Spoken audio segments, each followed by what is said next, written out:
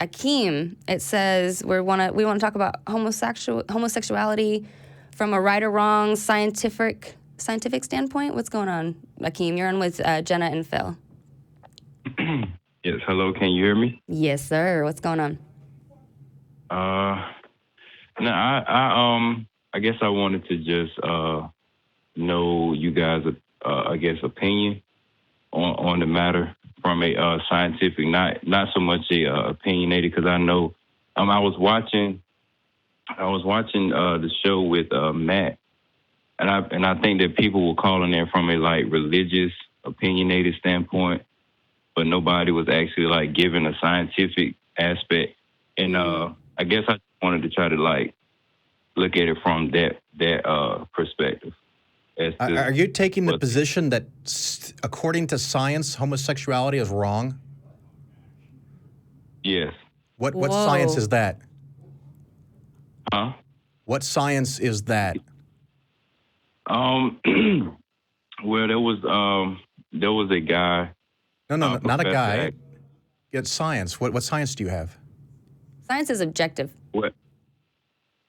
Right, but there was a guy. Like I said, let me finish. There was a professor actually at the University of California that did a study of the chemical, which is actually a herbicide which is used on crops. Whoa. Chemical is anthraquinone.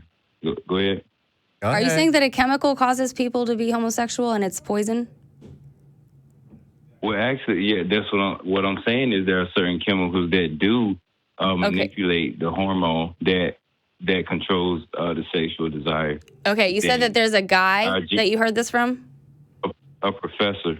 A professor. Has this professor verified his findings with all of the other professors and scientists in the community? Yes, he's published. This has been peer-reviewed and published? Yes, it's actually. Where? You can search it. Actually, it's on a website called Berkeley.edu, where he actually published his findings. There was actually a case where he was talking about. How do you spell Berkeley? Berke. Hold on, don't take University. You said Berkeley.edu. Yeah. Berkeley. AELE. Yes, .edu. Okay, University of California. Where's this long link. evidence for homosexuality being a poison? How do I find it on this website? Okay, can we agree that there are certain hormones that govern our sexuality? Let's just start there. Maybe. I'm not really an expert in it. I don't know. So. Well, I'm telling you, there are hormones, and I'm gonna give you the name. There's testosterone, there's estrogen, there's progesterone, there's also oxytocin. These are different hormones that govern our sexual arousal, our sexual desires. Yeah, I get it. What is the point of telling me about hormones? So what I'm saying is that if there's a hormonal imbalance, and I'm only speaking from a procreative standpoint. This is not opinionated. This is not, me coming from the Bible. Oh, the Bible said, no, I'm not religious. I'm actually an atheist. So I get it's not from the Bible. It is an opinionated piece, though. Yeah. But go ahead. Okay. So when and I'm only speaking from, like I said, from a procreative standpoint. What does that mean? So basically meaning that, okay, in order for life to continue within anything, you have to procreate. You have to procreate? But yeah. Well, the human species has humans to. do. So does that lead you to the conclusion, and I don't want to put words in your mouth, that sex without a possibility of procreation is wrong? Yes, if you want to. It how can I put it? For some people who don't want to do that, it can be considered right. If you don't want to have children, it can be considered right. Oh, man, I don't know if So who gets to decide when it's right? Do you think that sexual activity that has no chance of producing an offspring is wrong? Like I said, from the procreative perspective. Just your opinion. Yes. You think it's wrong? Yes. Okay, so It's not right. So then using a condom is wrong. Any birth control is wrong. Masturbation is wrong. Oral sex. Oral sex is wrong. Anal sex is wrong. Sex with someone who's sterile is wrong. Is that where we're going with this? Porn. I mean, from like I said, this is what I'm saying. None of that stuff. If you're not trying to, I guess, procreate, then from that, just that from that basis alone, then it's not wrong. Okay. I mean, because you're not looking to produce anything at that point, but just a sexual, gratification. It says here that you're an atheist, but I'm just so confused by who is this person dictating what's right or wrong. Well, it's not that person. There was only one study. Well, and the crew in the back gave me the link, and it says that the study was conducted by Tyrone Hayes, a professor of integrated biology, and found that feeding atrazine to tadpoles reshaped their their SE. I don't know what SE stands for. Yes, but also this chemical is basically it's a herbicide that it's a herbal company that uses it. All right.